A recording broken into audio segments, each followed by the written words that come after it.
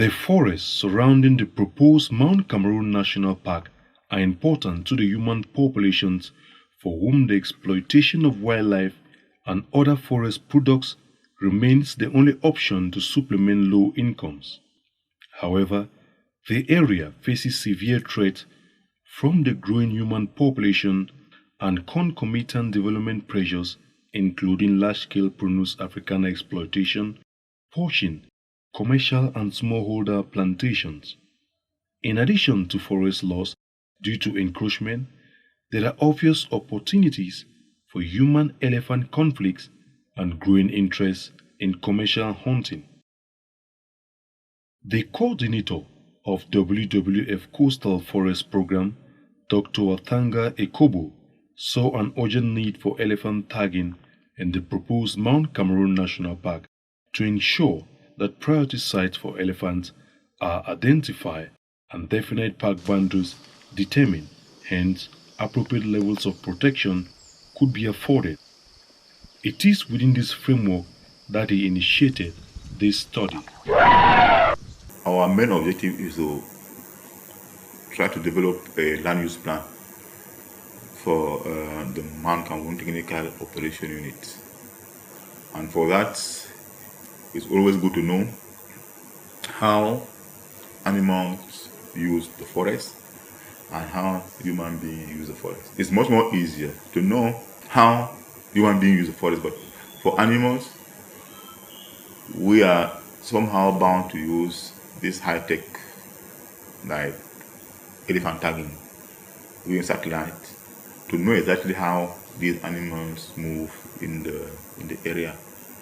And this has enabled us to know exactly how far they go all over a seasonal cycle, that is rainy season and dry season.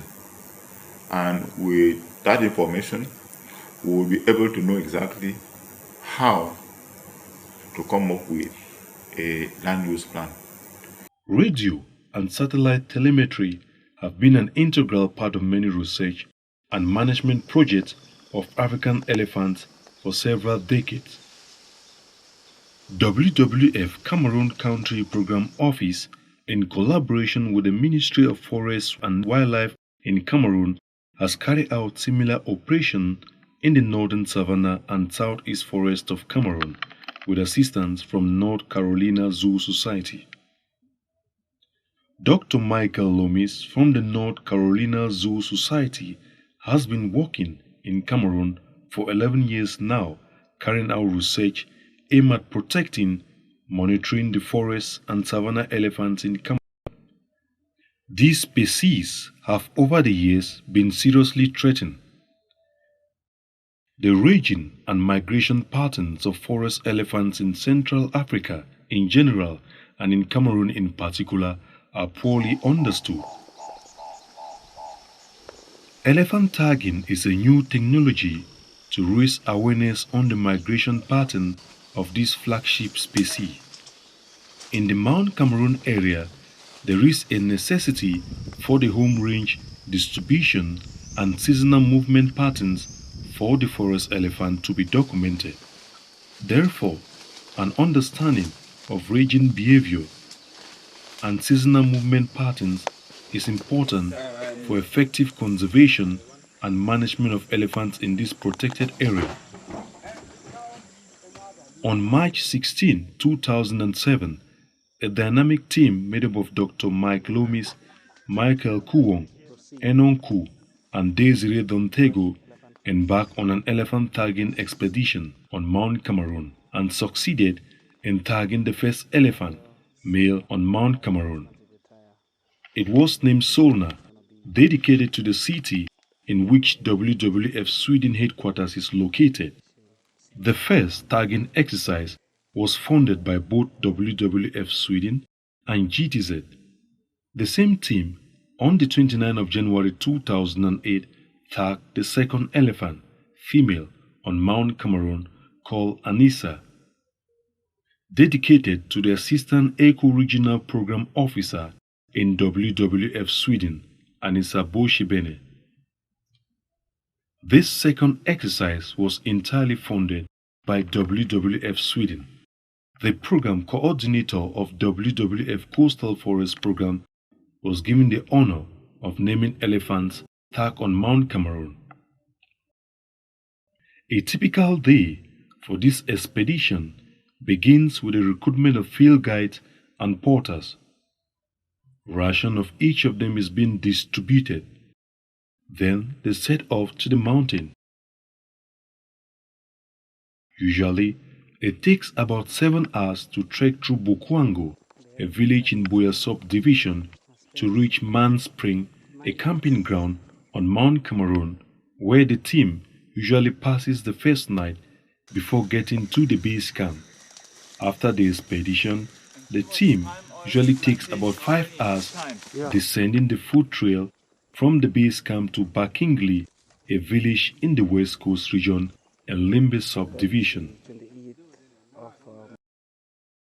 The process. Experienced trackers, preferably former elephant hunters, are identified and trained on elephant tracking techniques. How do they determine elephant presence? Fresh elephant trails and signs such as dung or footprints are followed until they could hear or see elephants. Once starting conditions are favorable, a syringe containing anesthesia is charged into a rifle and shot at the elephant at a distance of approximately 100 meters. It has fallen. The other one has fallen. It is almost falling. No, no, it's not. Isn't it? Okay, no. It's not this one. Okay, this one. Fine. That one is not bad. They are going down. Yeah, they are going down.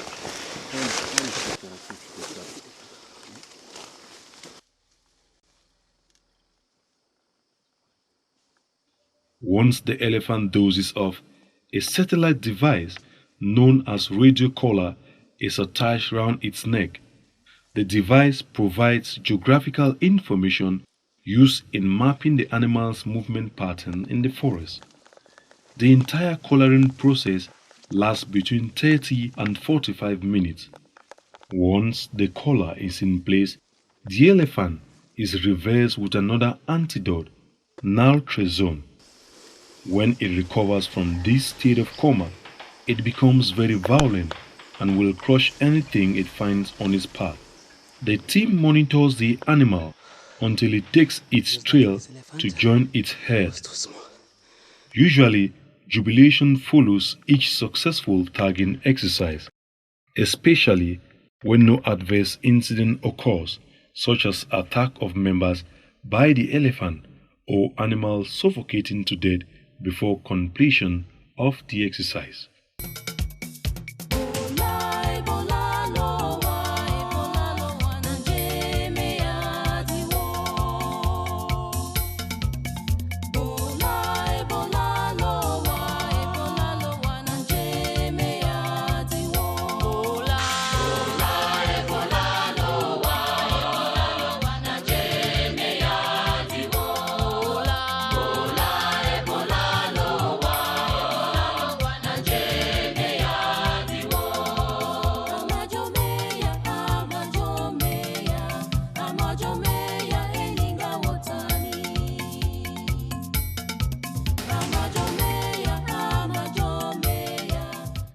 Difficult work, but we managed to tag a female elephant, which is what our objective was, so we met our objective. We're very, very happy about that. We have an excellent team. This is almost the same team that we had last year.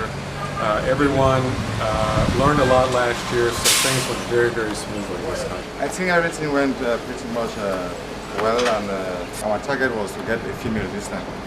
And it was a better planning because there was no rains, and the last time we had some difficulties because it was just the beginning of rains and the elephants were too dispersed, but this time around we were focused on certain water points.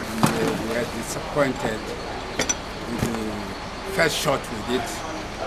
The gun disappointed us, but however everything went well. We took about 5 to 6 days last time, and this time we had about 3 days, just because the team was so dynamic and they could really understand how these elephants are moving in the field. And had this elephant jab, and the elephant started running. There were 3 of them, the bull and the cow and the calf. So they started running towards the direction, climbing a hill, which was very, very difficult. So I followed behind as usual, and the calf charged on me. So I rushed back and took a small position, waited for about 3 minutes when she started moving back towards where the cow was. And fortunately, she was already feeling anesthesia and she was already making signs. All of us were very afraid of the elephant, and now we are used to them. Monitoring.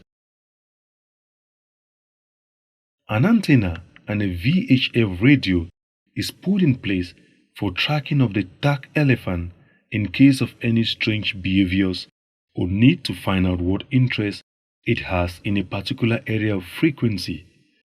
Solna and ANISA's collars are built to transmit for 24 months prior to battery failure. The elephant locations are plotted as layers on maps created using the AdView software to provide information on movement and distribution patterns in the area in relationship to other biogeographic features. All of these analyses are followed progressively. Protection of this important megafauna species has mobilized the international conservation community and habitat countries to develop broad-based conservation programs embracing both the sociocultural and scientific factors that in turn determine species survival in the wild. Results of these ongoing radio collaring studies in Cameroon indicate that some elephants spend more time in surrounding forest areas than in protected areas. This finding necessitates active collaboration between national park authorities and stakeholders such as logging companies and local communities. Mr. George Pitangu, a former big game hunter, now a farmer, says elephants are found in the following places: Plain Dembo, Mankwa, Konjok, Eyingi, in Bassa area,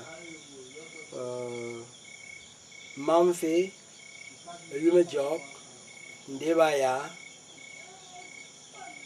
Bakosi area,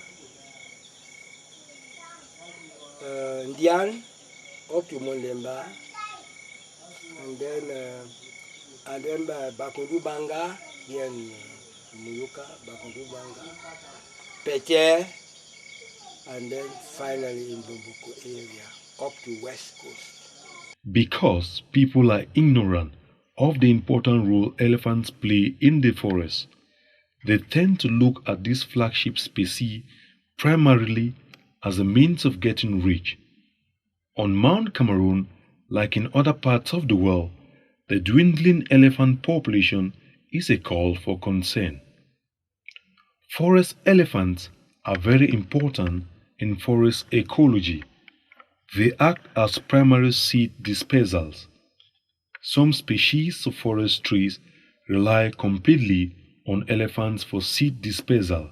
Seeds of some species of plants will not germinate unless they pass through the gastrointestinal tract of the elephant.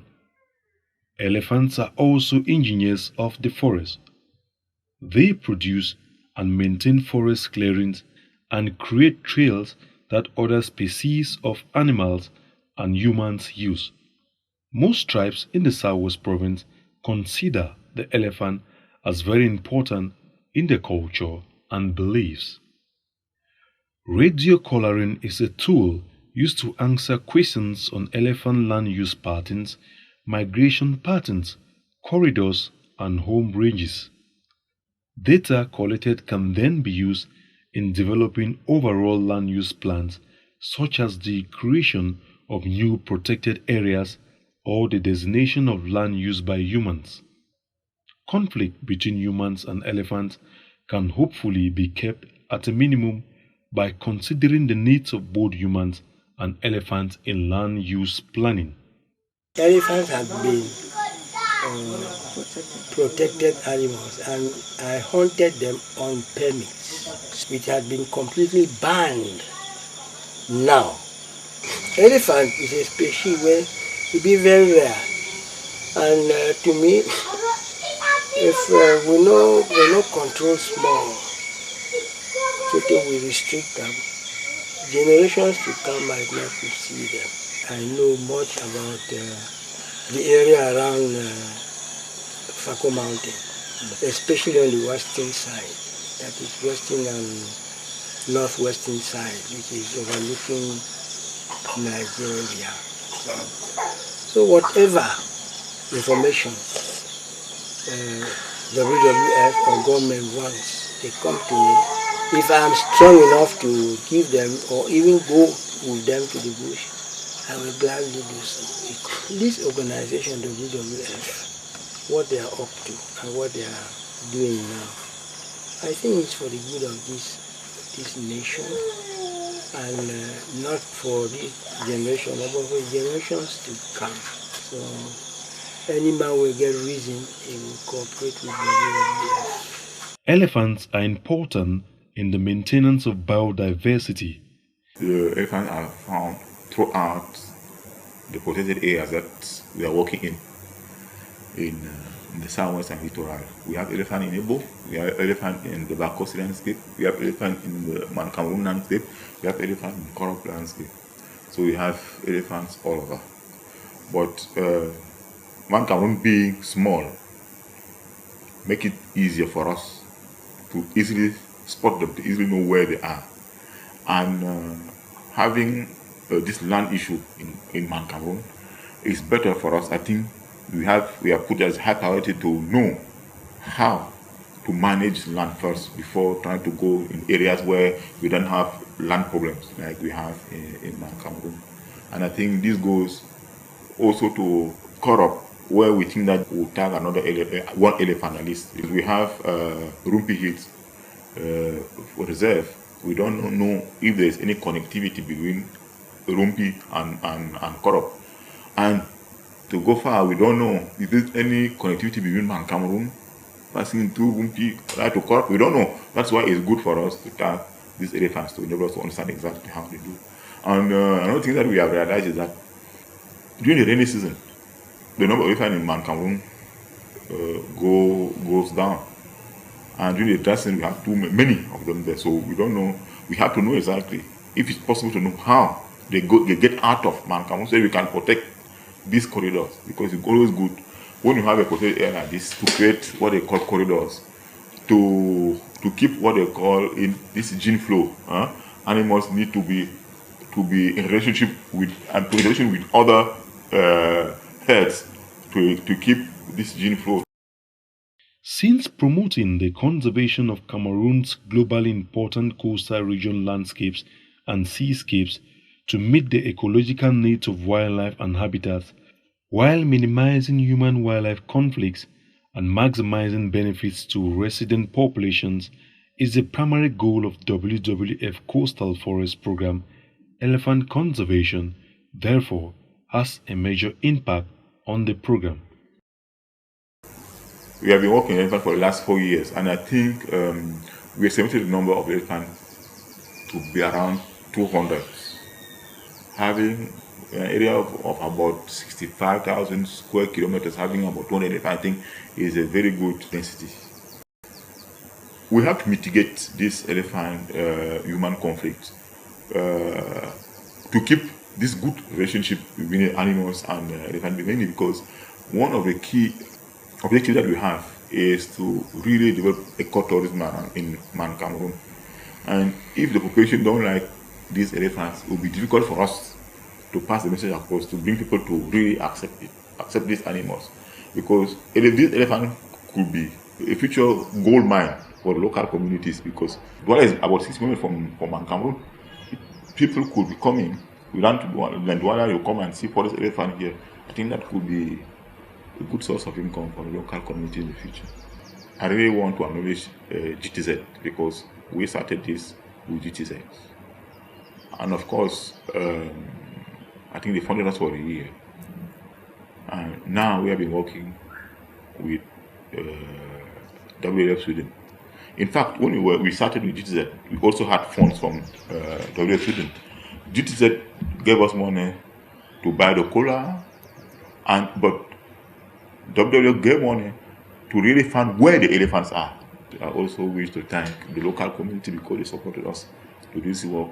Because as I say, they risked their life running behind elephants because none of them knew what would happen. Because when they're moving behind elephant to make sure that they know where it will fall, they could have been attacked by these elephants. I really want to really thank them for that. They will keep working with us in the years to come on this goal.